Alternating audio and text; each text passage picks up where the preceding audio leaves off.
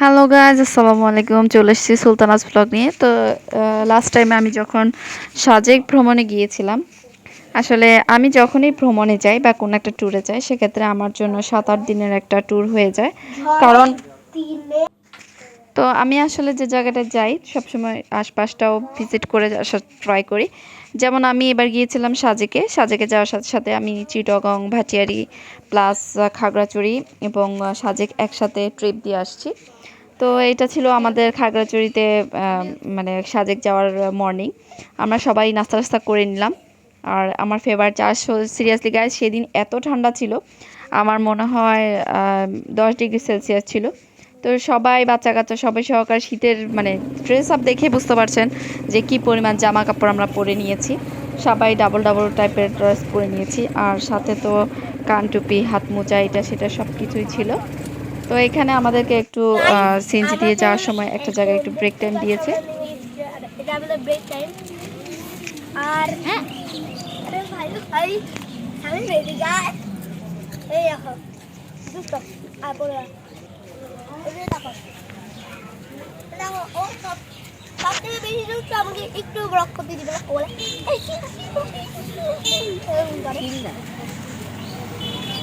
আমরা বলে এরকম তোর মাথা নষ্ট বলে ব্লক খারাপ করে যায়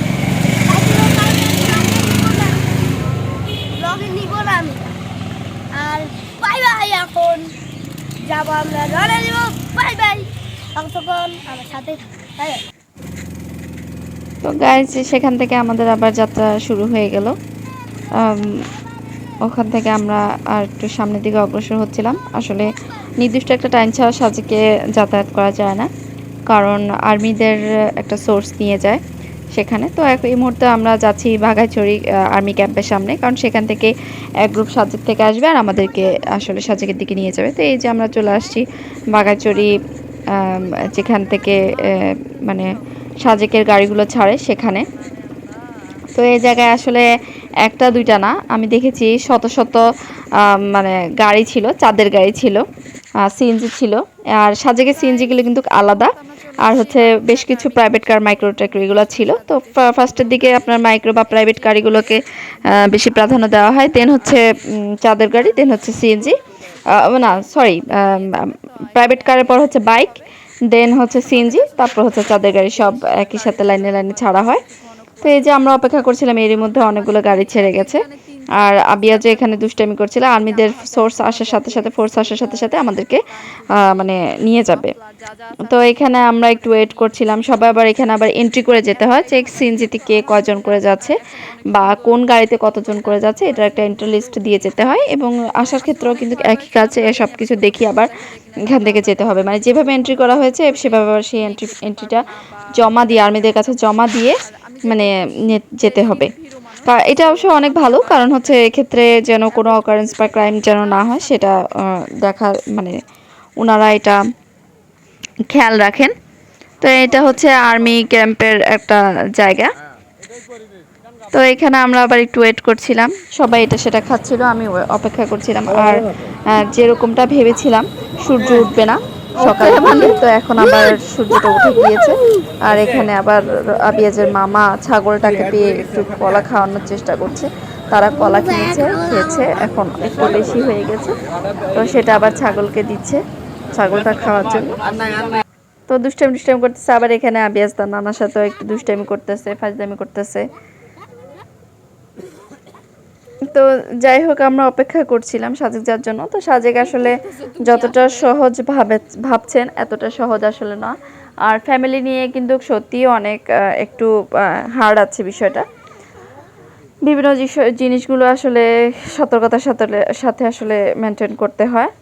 এখানে আমরা ওয়েট করছিলাম, কারণ এন্ট্রি করা হয়ে গেছে, এখন লাইনে লাইনে সবগুলো গাড়ি ছাড়বে।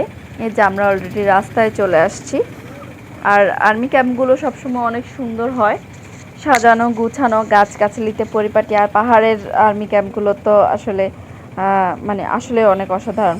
তো আমি আর আবিয়াজ আসলে রাস্তা উপভোগ করার জন্য পিছনে বসেছিলাম, আর মাঝামাঝি হচ্ছে আবিয়াজ পাপা, তার নানা আর সামিন বসেছে, আর রবিন সামনে বসেছে, কারণ আসলে সব কিছু একটা ব্যালেন্স থাকতে হবে। পাহাড়ি রাস্তা, গাড়ির সাথে যদি ব্যালেন্স না থাকে তাহলে যে কোনো বিপদ অনায়াসে ঘটে যেতে পারে। সেজন্য আসলে নিজেদেরকে সতর্ক থাকতে হবে।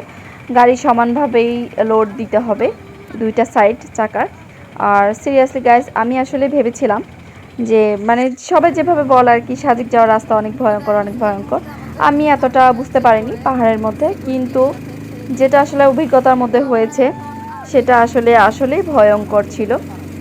এটা আসলে দেখানোর মতো না। সাজেক যাওয়ার পথে যে জিনিসটা আমাকে সবচেয়ে বেশি আকৃষ্ট করেছে সেটা হচ্ছে পথে যেতে যেতে যেসব উপজাতীয়দের বাসা ছিল সেই সব বাচ্চা কাচ্চারা রাস্তার পাশে থেকে যারা মানে সাজেকের দিকে যাচ্ছে তাদেরকেও হাই দিয়ে হাত নেড়ে নেড়ে অভ্যর্থনা জানাচ্ছে, আবার যারা সাজেক থেকে বের হয়ে যাচ্ছে তাদেরকেও হাতে মানে হাত নেড়ে নেড়ে আবার বলছে যে বাই বাই।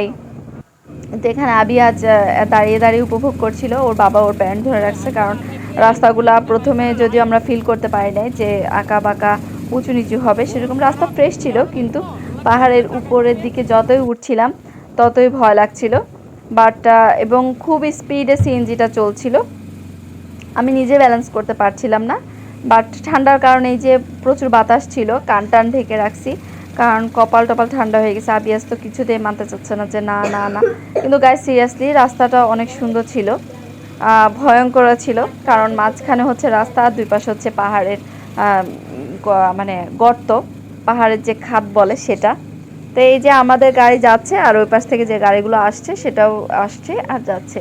তো এটা হচ্ছে সাজেকের সব মানে নিয়ম, একই টাইমে এদিক থেকে যাবে এবং ওদিক থেকে ছাড়বে। তো গাইস এই যে আমরা আঁকা বাঁকা রাস্তা দিয়ে উঠছিলাম, আবিয়াজের বাবাও শেষমেশ দাঁড়িয়ে পড়েছে, কানে কপালে ঠান্ডা লাগছে, তো দ্যাটস ওয়াই সে আমার বেল্টটা নিয়ে গেছে, তো বলছে আগে জীবন বাঁচাই। তো এই যে এই ফাঁকে আমরা একটু দাঁড়িয়ে দাঁড়িয়ে উপভোগ করছিলাম উঁচু, যতই মানে সামনের দিকে যাচ্ছি ততই উঁচু উঁচু পাহাড়ের দিকে উঠছি। এটা আসলে আনবিলিভেবল, যারা গিয়েছেন শুধুমাত্র তারাই বলতে পারবেন যে রাস্তাটা আসলে কেমন বা ফিলটা কেমন। তবে মানে খুব সুন্দর, যে মানে আল্লাহর রহমত, আল্লাহর কুদরত যে এত সুন্দর, এটা আসলে নিজের চোখে না দেখলে আসলে বিলিভ করতে পারতাম না। কারণ আমি এতদিন আসলে শুনেছি, বিভিন্ন ব্লগগুলোতে দেখেছি, কিন্তু নিজের চোখে দেখেছি আসলে মানে সাজেকের রাস্তা অসম্ভব ভয়ঙ্কর। ফ্যামিলি বা ছোট বাচ্চা কাচ্চা নিয়ে আমি সাজেস্ট করব না যাওয়ার জন্য। আর যাদের হার্ট দুর্বল অসুস্থ তাদেরকেও না করব যাওয়ার জন্য, কারণ এটা আসলে অনেক রিস্কি একটা জায়গা। এবং যাদের বাচ্চা কাচ্চা ছোট চঞ্চল তাদেরকেও না করব না যাওয়ার জন্য, কারণ একটু থেকে একটুখানি হয়ে গেলে একটু বিপদ হয়ে যেতে পারে। যদিও সবাই অনেক সতর্ক থাকে জানি, তারপরেও তো গাইজ আসলে যত উপর দিকে উঠছিলাম ততই ভালো লাগছিল, কারণ রাস্তাগুলো অনেক অনেক খাড়া ছিল। আর সিরিয়াসলি গাইজ আমি জানি না আমি ভিডিওতে আপনাদেরকে বোঝাতে পারছি কিনা রাস্তাগুলো কীরকম টাইপের খারাপ বা কতটুকু উঁচু। তো আমরা আসলে যতই সামনের দিকে এগোচ্ছি আমরা ততই মানে শহরটা নিচে ফেলে আমরা ক্রমশ উপরের দিকে উঠে আসছি। আর পাহাড়টা আমাদের কাছে অনেক উঁচু লাগতেছিল, আর রাস্তাটা মানে কি বলবো, এই যে অলরেডি এই যে এগুলো কিন্তু পাহাড়ের উপরে উপরে ঘর বাড়ি। তো রাস্তাটা এত চিপা চাপা জায়গা যে এক্সপার্ট ড্রাইভার ছাড়া আসলে যাওয়া যাবে না। দ্যাটস ওয়াই সবাই বলে যে সাজেকে যেতে হলে এক্সপার্ট ড্রাইভার লাগবে যদি পার্সোনাল গাড়ি কেউ মেনটেন করতে চায়, দ্যাটস ওয়াই। আর এছাড়া সাজেকের গাড়ির ড্রাইভারগুলো আলাদা, গাড়িগুলো আলাদা, চাঁদের গাড়ি ছাড়া আসলে যাওয়া যায় না, কারণ ইঞ্জিন হতে হবে ডাবল ইঞ্জিনের, যেটা আসলে না দেখলে আমরা যতই উপরে উঠছিলাম ততই মানে এত প্রেশার দিয়ে সিএনজিগুলো উঠতেছিল, গাড়িগুলো উঠতেছিল, আর ধোঁয়া, কালো ধোঁয়া বের হয়ে গেছে, ধোঁয়ার সাথে সাথে গন্ধটা তো আর আমি আপনাদেরকে ভিডিওতে ফিল করাতে পারবো না, দ্যাটস ওয়াই বলতে পারছি না। আর খেয়াল করে একটু ভিডিওতে খেয়াল করলে দেখতে পারবেন প্রত্যেকটা গাড়ি থেকে আসলে অসম্ভব প্রেশার দিয়ে যেহেতু যাচ্ছে উপরের দিকে উঠতেছে, দ্যাটস ওয়াই অনেক বেশি মানে ধোঁয়া দেখা যাচ্ছে। আর যেটা বলতে চাচ্ছিলাম সেটা হচ্ছে গিয়ে আমি কিছুক্ষণ পরপরই আল্লাহর কাছে প্রার্থনা করছি, আল্লাহ আপনি আমাদেরকে সহি সালামতে পৌঁছান। আমরা দেখছিলাম আসলে কেমন মানে আমরা আসলে যাচ্ছি, যেতে খুবই এনজয় করছিলাম। সকালের দিকের ওয়েদারটা যদিও অনুকূল অবস্থায় ছিল না, তারপরেও আলহামদুলিল্লাহ পরে যখন এটা এখন প্রায় বাজতেছে প্রায় 12টার কাছাকাছি, এই যে এই রাস্তাটা একটু ফলো করলেই দেখতে পারবেন আমরা আসলে মানে কতটুকু খাড়ার মধ্যে উঠতেছি। জাস্ট এই এক মিনিট জাস্ট তাকিয়ে থাকুন যে আমরা কোথা থেকে কোথায় উঠতেছি। জাস্ট তাকিয়ে একটু রিয়েলাইজ করুন, আমার তো এখনও মানে ব্লগের ভয়েস দিতে গিয়ে আমারও এখনও মানে গা শিউরে উঠছে যে এত টপে উঠতেছি। আমি ভিতরে ভিতরে কিন্তু ভয় পাচ্ছিলাম, কারণ আমরা যখন অনেক নিচে তখনই আমরা দূর থেকে উঁচু পাহাড়ের রাস্তাটা দেখা যাচ্ছিল অনেক দূর থেকেই। তো উঠতেছি আর মানে কি বলবো, তো মানে ভয় লাগতেছিল যে কত উপরে উঠে গেছি, কত উপরে, কত ওই আমরা কিন্তু ওই যে পাহাড়ের ওই নিচ থেকে উঠে আসছি, সেখানেও কিন্তু ছোট ছোট গাড়িগুলো দেখা যাচ্ছে, যদি এখানে ভিডিওতে খালি চোখে দেখা যাচ্ছে না, কিন্তু সেখানে আমরা দেখেছিলাম। তো এরকম উঠতে উঠতে আসলে কয়শো ফিট উপরে উঠে আসছি আমি আসলে জানি না। আর আমরা যে জায়গা দিয়ে যাচ্ছি সেখান থেকে কিন্তু সাজেকের ওই মসজিদটা দেখা যাচ্ছিল, আর্মিদের রিসোর্টটা দেখা যাচ্ছিল। ওই যে বাচ্চাগুলো হাত তাড়ি দিচ্ছে, হাত নাড়াচ্ছে, আমাদেরকে হায় মানে স্বাগত জানাচ্ছে। পাহাড়ের উপরে উপরে আসলে ঘর বাড়ি সব কিছু। তো এই যে মানে প্রত্যেক কিছুক্ষণ পর পরই গিয়ে গিয়ে আবার মানে সিএনজিগুলো বা চাঁদের গাড়িগুলো একটু স্টপ করছে, না হলে বিভিন্ন প্রাইভেট কারগুলোতে আবার কয়েকটা জায়গায় দেখলাম কয়েকটা গাড়িতে আপনার মানে ইঞ্জিন গরম হয়ে গেছে, কারণ প্রেশার ক্রিয়েট করে উপরে তোলা হয়েছে সেজন্যে। তো আগুন মানে ধোঁয়া বের হচ্ছিলো, ঠান্ডা পানি দিচ্ছিল। তো এই যেটা এখানে আমরা আরেকটা আর্মি ক্যাম্পের সামনেই চলে আসছি, এখানে আমরা কিছুক্ষণ স্টে করব। এখানে স্টে করে আমরা স্টে করব না আসলে, মানে গাড়িটা একটু ঠান্ডা হতে হবে, কারণ অনেক প্রেশার ক্রিয়েট করে গাড়িটা উপরে নিয়ে আসছে। নিশ্চয়ই আপনারা কিছুক্ষণ আগে রাস্তাটা দেখে রিয়েলাইজ করতে পারছেন এটা আসলে অনেকটুকু জায়গা। আর এই যে সাথে সাথে আর্মিদের গাড়ি যাচ্ছে, আমাদের গাড়ির পিছনেও কিন্তু কাছে।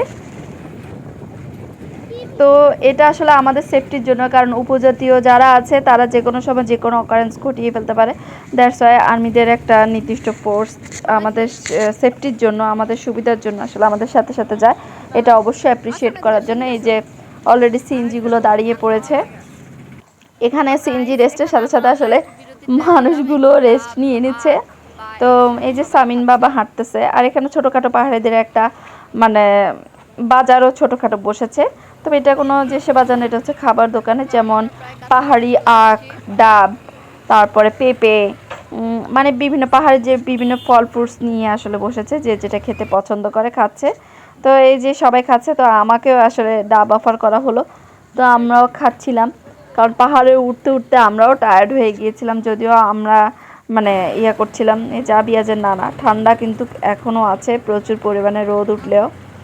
তো এরা আবার ঘুরে ঘুরে একটু দেখতেছিল, আবিয়াজকে খাওয়াচ্ছিল, আমিও খাচ্ছিলাম ব্যাগপত্র নিয়ে। কান টান ঢেকে রাখছি, কারণ বাতাসে ঠান্ডা, কপাল টপাল সব ঠান্ডা হয়ে গেছে।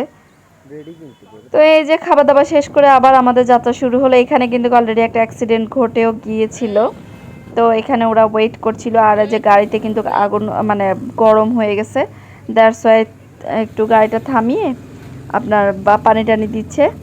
তো সবাই আসলে এই জিনিসগুলো একটু সতর্কতার সাথে দেখবেন।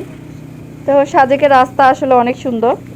আর যেটা বলছিল সবাই, সাজেকের শেষ 9 কিলোমিটার অসম্ভব ভয়ঙ্কর, আসলে অসম্ভব ভয়ঙ্কর। শেষ 11 কিলোমিটার মানে উপরে ওঠার রাস্তাটা এত বেশি খাড়া যে খুবই ভয়ঙ্কর টাইপের। খালি চোখে যারা দেখেছেন তারাই শুধুমাত্র রিয়েলাইজ করতে পেরেছেন, যারা গিয়েছেন। আমিও গিয়েছিলাম, দ্যাটস ওয়াই আমিও মানে ফিল করতে পারছি। আমি এখন ভয়েস দিতে গিয়ে আমিও বারবারই মানে চিন্তা করছিলাম যে রাস্তাগুলো আসলে অনেক অ্যামাজিং টাইপের ছিল। কেউ যদি অ্যাডভেঞ্চার চান তাহলে যেতে পারেন। আর আমরাও আসলে অনেক মজা করেছি। আর সাজেকে না গেলে আসলে বুঝতেই পারতাম না যে এত সুন্দর বাংলাদেশেও আসলে দেখার মতো কিছু থাকতে পারে। সেটা আসলে সাজেকে গিয়ে আমি রিয়েলাইজ করেছি। তবে হ্যাঁ, সাজেক কিন্তু ফ্যামিলি ট্যুরের জন্য খুবই একটা কস্টলি একটা ট্যুর, কারণ সাজেকে চাঁদের গাড়ি ভাড়া করতে গেলে আপনার লাগবে প্রায় 16-17 হাজার টাকার মতো, আর সিএনজির ক্ষেত্রে 8,000 টাকা। আর এই তো সাথে সাথে তো আনুষঙ্গিক বিষয় তো আছেই, অন্যগুলো আর বললাম না, আমি শুধু যাতায়াত ভাড়ার কথাই বললাম এটা। তো গাইস, আমাদের সাথেই থাকুন।